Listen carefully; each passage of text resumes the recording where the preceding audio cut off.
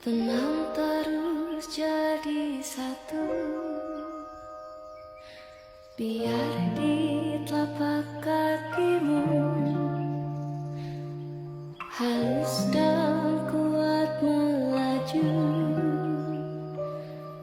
biar dipeluk ibumu kekau wangi tanpa rindu, biar. Assalamualaikum warahmatullahi wabarakatuh. Perkenalkan, nama saya Yulia Rahma Kusuma Wardani, NIM 43040250087. Jadi di sini saya akan mereview buku yang telah saya baca, yaitu bukunya Brian Krishna yang berjudul Seporsi Mie Ayam Sebelum Mati untuk memenuhi tugas ujian tengah semester. Dosen pengampu Ibu Setia Utami, MPC. Oke, langsung aja kita masuk ke ceritanya. Jadi buku ini tuh membawa saya berkenalan dengan lelaki berumur 37 tahun bernama Ale. Ale ini adalah seorang karyawan kantor di ibu kota yang selalu merasa hidupnya ini kurang berwarna, selalu merasa kesepian dan selalu merasa tidak dihargai oleh lingkungannya. Sampai-sampai Ale ini berpikiran untuk mengakhiri hidupnya. Tapi sebelum Ale ingin mengakhiri hidupnya, dia ada satu keinginan untuk menyantap seporsi mie ayam. Dari perjalanan membeli mie ayam inilah Ale bertemu dengan orang-orang yang sama-sama capeknya, sama-sama berjuang di dunia ini. Sampai-sampai Ale menemukan makna hidup dari bertemu dengan orang-orang yang sama seperti dia. Mulai dari dia bertemu seorang pengedar narkoba, bertemu seorang wanita penghibur, bertemu seorang kakek buta yang dimana ini nasibnya sama seperti dia, sama-sama dipandang sebelah mata, sama-sama ingin mengakhiri hidupnya. Tapi bedanya mereka ini adalah orang-orang yang terus menjalani hidupnya dan tidak menyerah seperti Ale yang ingin mengakhiri hidupnya. Dari situlah Ale belajar dan mendapatkan makna hidup dari mereka. Dan pada akhirnya Ale memutuskan untuk tetap melanjutkan hidupnya dan tetap berpikir bahwa di dunia ini masih ada orang yang peduli dengan dia. Contohnya orang-orang yang dia temui tadi. Dari buku ini saya belajar bahwasannya hidup itu bukan selalu tentang harapan, tapi tentang penerimaan. Bahwa kita memang harus menerima apa yang ditakdirkan Tuhan untuk kita. Dan memang kita tuh harus menjalaninya dengan sebisa mungkin kita dan tetap semangat untuk melanjutkan hidup. Banyak banget pelajaran yang bisa kita ambil dari buku ini. Ada satu quotes yang benar-benar aku suka. Ini ada di halaman 86, yaitu Gurita Mami Lois. Setiap manusia seharusnya tidak perlu meminta orang lain untuk mencintainya atau bahkan sampai memohon agar dicintai. Sebab di hadapan orang yang tepat, kamu tidak perlu memohon apa-apa. Dan ada satu makna hidup yang benar-benar aku ambil dari buku ini, yaitu menerima itu bukan berarti menyerah, yang artinya saat kita menerima, kita tuh masih harus terus menjalani kehidupan dengan terus berusaha untuk menjadi lebih baik, bukan dengan menyerah. Itu sih intinya. Menurut aku buku ini benar-benar bagus, banyak banget pelajaran yang bisa kita ambil, dan pastinya ini bahasanya nggak terlalu berat, jadi enak dibacanya. Terima kasih. Belum selesai, aku mau baca. bacain quotes-quotes yang ada di novel ini.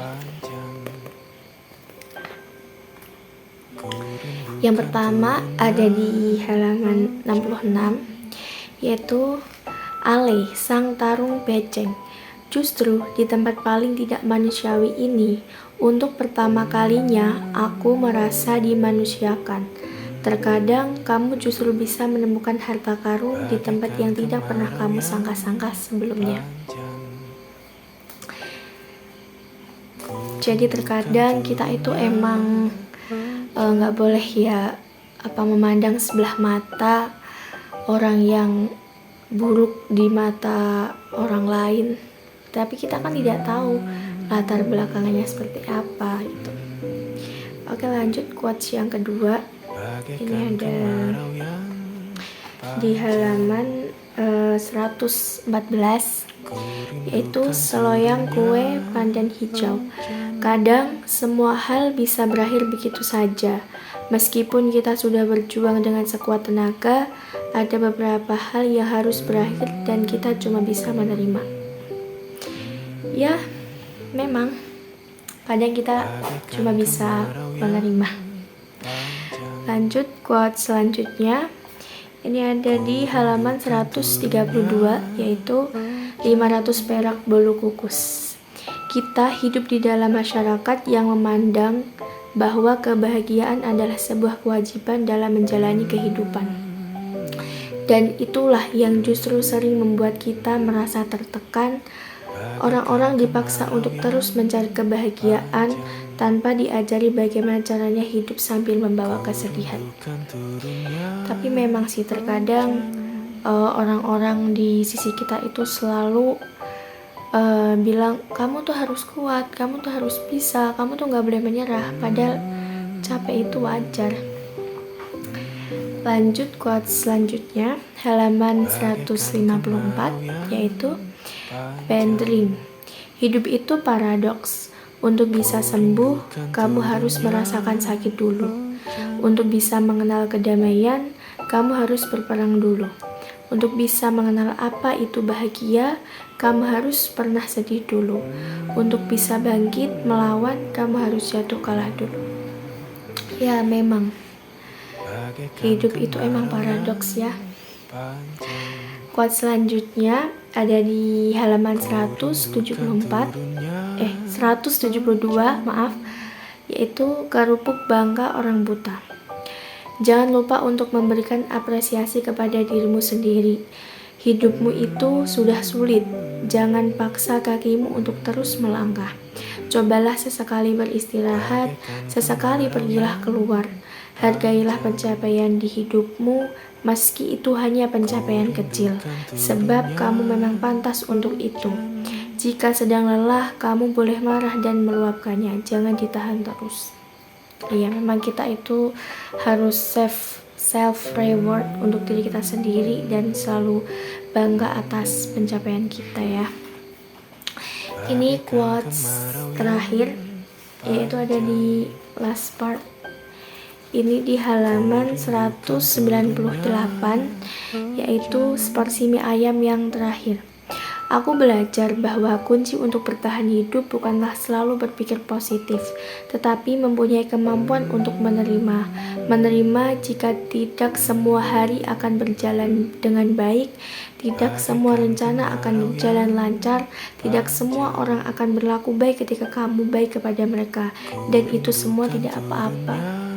Ya, hidup itu memang harus menerima apa yang udah ditakdirkan sama Tuhan untuk kita.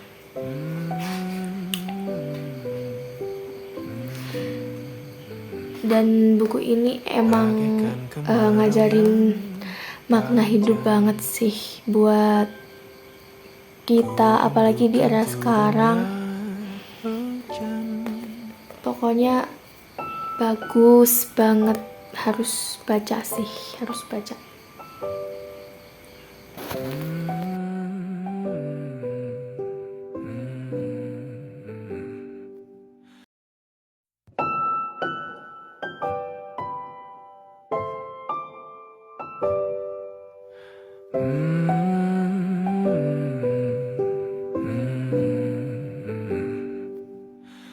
bagaikan kemarau yang panjang. Ku rindukan turunnya